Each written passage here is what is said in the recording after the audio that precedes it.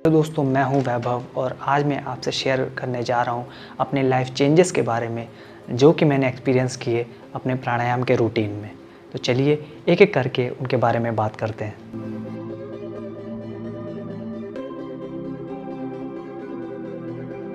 तो सबसे बड़ा चेंज दोस्तों आता है हमारे ब्रीदिंग पैटर्न में। पर जब हम शुरुआत करते हैं तो हमें गहरी सांस लेने में और उसको रोकने में बहुत सी दिक्कतें आती हैं। और कई लोग तो मुंह से भी सांस लेते हैं तो उनको तो और भी दिक्कत आती है। तो हमें ऐसे में परेशान ना होकर पेशेंस रखना चाहिए और रूटीन को फॉलो करते रहना चाहिए। फिर हम नॉर्मल ब्रीदिंग में भी गहरी सांसें लेते हैं और हम और भी ज़्यादा एक्टिव और एनर्जेटिक होते जाते हैं। दोस्तों, हमारी ब्रीदिंग का डायरेक्ट कनेक्शन हमारी ब्रेन से है। कभी भी आप देखते होंगे कि जब आप बहुत ज़्यादा एंग्शियस होते हैं, फेयर आपको हो रहा होता है या आप डिप्रेशन में होते हैं तो हमारी ब्रीदिंग बहुत ही ज़्यादा शैलो होती है। और जब हम खुश होते हैं या पीसफुल होते हैं तो हमारी ब्रीदिंग बहुत ही ज़्यादा डीप होती है।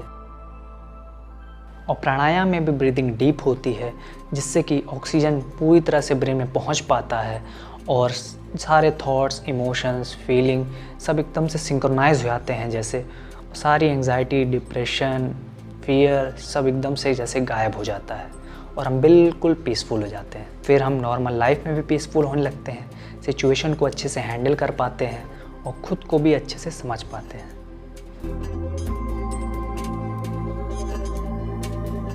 दोस्तों, माइंड तो पीसफुल हो गया, अब हम इसको कहीं पे भी लगा सकते हैं, कहीं पे भी टिका के रख सकते हैं। बस शुरुआत में प्रॉब्लम्स आती हैं। हो सकता है आप प्राणायाम में टिक कर बैठ ही ना पाएँ या फिर ब्रीदिंग पे ध्यान दे ही ना पाएँ। तो उस समय चाहिए हमें पेशेंस, और पेशेंस से सब कुछ होता है। और जब हम इसमें टिक के बैठने लगते हैं तो कहीं पर भी टिक के बैठ सकते हैं।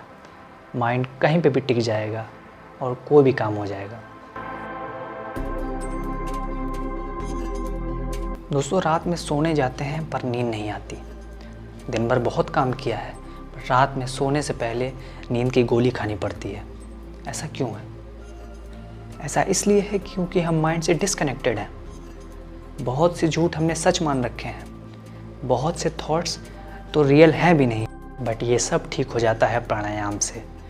हम जब रोज़ नियमित रूप से प्राणायाम करते हैं और हम प्रॉपर वे में हर चीज़ समझ रहे होते हैं, माइंड प्रॉपरली काम कर रहा होता है, तो रात में सोना बहुत ही ईजी हो जाता है।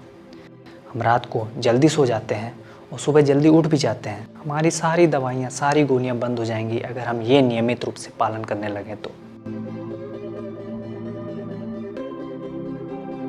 दोस्तों, डाइजेशन इश्यूज़ होना हमारे देश में बहुत ही कॉमन है और हम खाने के नाम पे कुछ भी कचरा खाए जा रहे हैं। पहले कचरा खाते हैं, फिर प्रॉब्लम्स होती हैं, फिर उसके ऊपर दवा खाते हैं और डाइजेशन को ख़राब करते हैं। तो ऐसी सिचुएशन में हमारा माइंड भी कैसे पीसफुल रहेगा? क्योंकि माइंड और पेट दोनों इंटरकनेक्टेड है। अगर पेट पीसफुल है तो माइंड पीसफुल है। और एक बार को हमारा माइंड पीसफुल हो गया तो हमारे अंदर एक अर्ज पैदा होगी कुछ चेंज करने की, अपनी हेल्थ में कुछ चेंजेस लाने की, डाइजेशन को अच्छा करने की। तो हमें अपना यहाँ पे इनपुट देना पड़ेगा, थोड़ा खान पान पे ध्यान देना पड़ेगा और उस रूटीन को फॉलो करना पड़ेगा ताकि वो एक चेंज में कन्वर्ट हो पाए। तो अगर हम इसको फॉलो कर रहे हैं और अपने प्राणायाम के भी रूटीन को रोज़ फॉलो करते जा रहे हैं तो हमारी हेल्थ धीरे धीरे सुधरने लग जाएगी। फूड इज़ मेडिसिन, ये कोट हमें बहुत कुछ सिखा देता है कि अगर हम खाना टाइम पे खाएं, लिमिट में खाएं और सोच समझ के खाएं तो कोई डाइजेशन रिलेटेड प्रॉब्लम आ ही नहीं सकती। और साथ ही कोई डिज़ीज़ पकड़ने के चांसेस भी बहुत कम हो जाते हैं और हमारी इम्यूनिटी बिल्कुल स्ट्रॉन्ग हो जाती है। हो सकता है अब आपके अंदर सवाल आ रहा हो कि हमें प्राणायाम कितने मिनट करना है। तो दोस्तों, जैसे कि मैंने स्टार्ट किया था, मैं हर दिन 10 मिनट करता था, तो आप भी ऐसे 10 मिनट से स्टार्ट कर सकते हैं ताकि एक रूटीन में आ जाए। फिर बाद में इसको 15 मिनट, 20 मिनट, 25 मिनट इस हिसाब से बढ़ा सकते हैं। जैसे कि प्रेजेंटली अभी मैं 20 मिनट हर दिन करता हूँ। अब सवाल आता है कि आपको कौन सा प्राणायाम करना चाहिए। तो आप कोई भी प्राणायाम कर सकते हो। बहुत तरह के प्राणायाम हैं जैसे कि उज्जयी है, अनुलोम विलोम है, कपालभाति है, कोई भी आप कर सकते हो। और भी कई तरह के प्राणायाम होते हैं, आप कोई भी ट्राई कर सकते हो अपनी हेल्थ के हिसाब से।